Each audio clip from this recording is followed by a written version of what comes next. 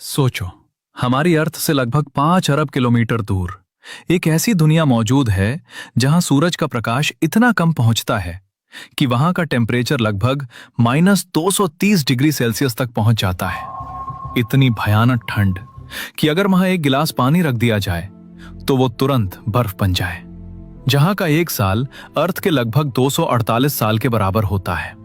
ये है प्लूटो, एक छोटा, ठंडा और बेहद मिस्टीरियस वर्ल्ड, जिसे कभी हमारे सोलर सिस्टम का सबसे आखिरी और 9th प्लैनेट माना जाता था। लेकिन फिर अचानक कुछ ऐसा हुआ जिसके बाद प्लूटो से उसका प्लैनेट होने का वजूद ही छीन लिया गया।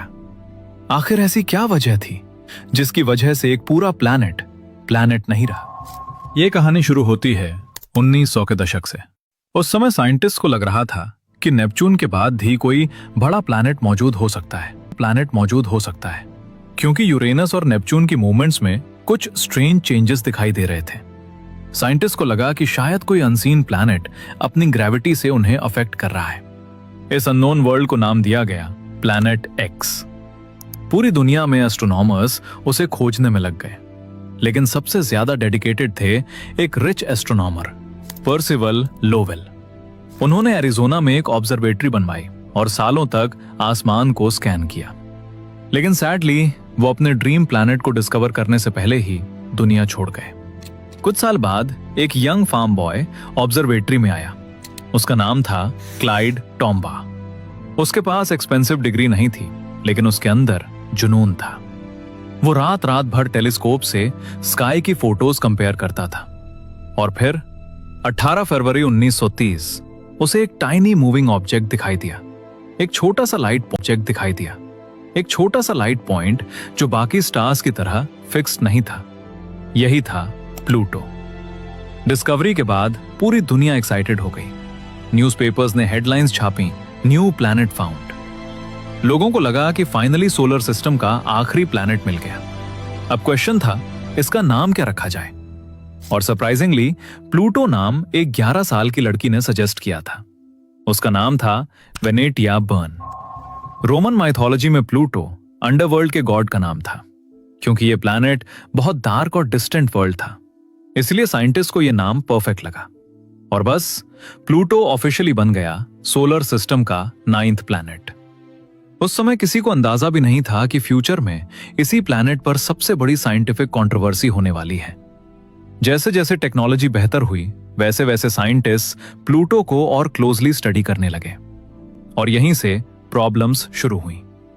सबसे पहले साइंटिस्ट को पता चला कि प्लूटो बहुत छोटा है, इतना छोटा कि अर्थ का मून भी उससे बड़ा है। अब इमेजिन करो, एक प्लैनेट जो हमारे मून से भी छोटा हो। फिर साइंटिस्ट ने प्लूटो का ऑर्बिट देखा।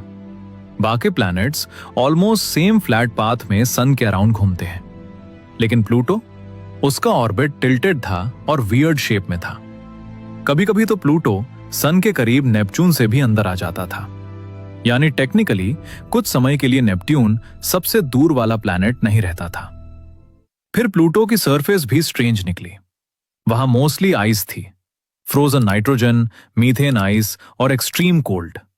वहां टेम्परेचर इतना कम होता है कि इंसान इंस्टेंटली फ्रीज हो जाए। सनलाइट को प्लूटो तक पहुंचने में लगभग 5 घंटे लगते हैं। यानी वहां दिन में अर्थ जैसा ब्राइट लाइट नहीं होता, बस एक डिम ब्लू वाइट ग्लो। लेकिन असली शॉक अभी बाकी था। 1990 के दशक में साइंटिस्ट ने प्लूटो के आसपास स्पेस को एक्सप्लोर करना शुरू किया, और फिर उन्हें प्लूटो जैसे और ऑब्जेक्ट्स मिलने लगे, स्मॉल आइस वर्ल्ड्स जो नेपच्यून के बाद मौजूद थे। इस रीजन को कहा गया क्यूइपर बेल्ट। सडनली प्लूटो स्पेशल नहीं लग रहा था, क्योंकि वहां ऐसे हजारों आइसी बॉडीज मौजूद थीं। फिर साल 2005 में एवरीथिंग चेंज्ड। साइंटिस्ट ने एक ऑब्जेक्ट डिस्कवर किया, एरिस, और एरिस लगभग प्लूटो जितना बड़ा था। अब पूरी एस्ट्रोनॉमी कम्युनिटी कंफ्यूजन में थी। अगर प्लूटो प्लैनेट है तो एरीज भी प्लैनेट होना चाहिए, और अगर एरीज प्लैनेट है तो फ्यूचर में डजन्स नए प्लैनेट्स ऐड करने पड़ेंगे। क्या सोलर सिस्टम में 20 प्लैनेट्स होंगे? 50 प्लैनेट्स? अब साइंटिस्ट को नई डेफिनेशन बनानी ही थी। साल 2006 प्राग में एक हिस्टोरिक मीटिंग हुई। इसे ऑर्गेनाइज किया था इंटरनेशनल एस्ट्रोनॉमिकल यूनियन। यहीं डिसाइड होना था कि आखिर प्लैनेट किसे कहा जाए। साइंटिस्ट ने 3 रूल्स बनाए किसी ऑब्जेक्ट को प्लैनेट कहलाने के लिए। पहला, वो सन के अराउंड ऑर्बिट करे। दूसरा, उसकी शेप राउंड हो। और तीसरा, उसने अपने आसपास की स्पेस को क्लियर किया हो, यानी उसकी ग्रेविटी इतनी पावरफुल हो कि वो नियर बाय ऑब्जेक्ट्स पर डोमिनेट करे। प्लूटो पहले 2 रूल्स पास कर गया, लेकिन तीसरे में फेल हो गया क्योंकि वो काइपर बेल्ट के काउंटलेस आइसी ऑब्जेक्ट्स के बीच मौजूद था।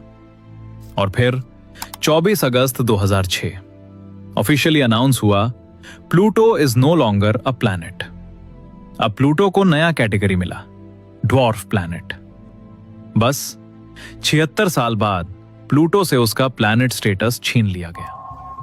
कुछ लोगों का कहना था कि प्लूटो यूनिक है और उसे प्लैनेट ही रहना चाहिए था, क्योंकि लोगों के लिए प्लूटो सिर्फ साइंस नहीं था, वो नॉस्टैल्जिया था, चाइल्डहुड मेमोरी था, एक इमोशनल कनेक्शन था।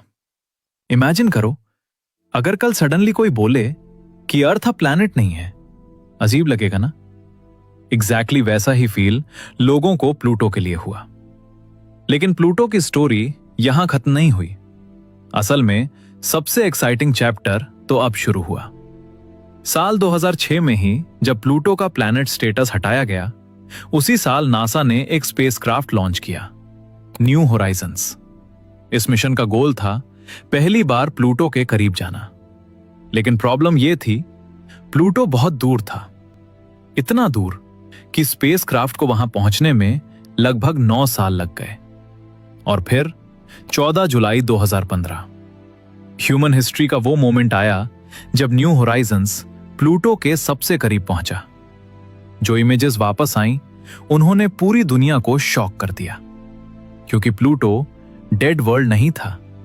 वहां जायंट आइस माउंटेन्स थे, फ्रोजन प्लेन्स थे, ब्लू एटमॉस्फेयर थी, और सबसे शॉकिंग, प्लूटो की सरफेस पर एक जायंट हार्ट शेप दिखाई दिया। हां, एक दिल जैसा स्ट्रक्चर। इंटरनेट पर लोग बोलने लगे, even after being rejected, Pluto still has a heart. आज प्लूटो सोलर सिस्टम के एज पर अकेला घूम रहा है। वहां 1 साल अर्थ के लगभग 248 साल के बराबर होता है।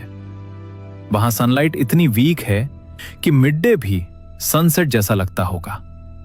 लेकिन फिर भी उस फ्रोजन डार्कनेस में प्लूटो क्वाइटली एग्जिस्ट कर रहा है, जैसे यूनिवर्स का फॉरगॉटन वर्ल्ड।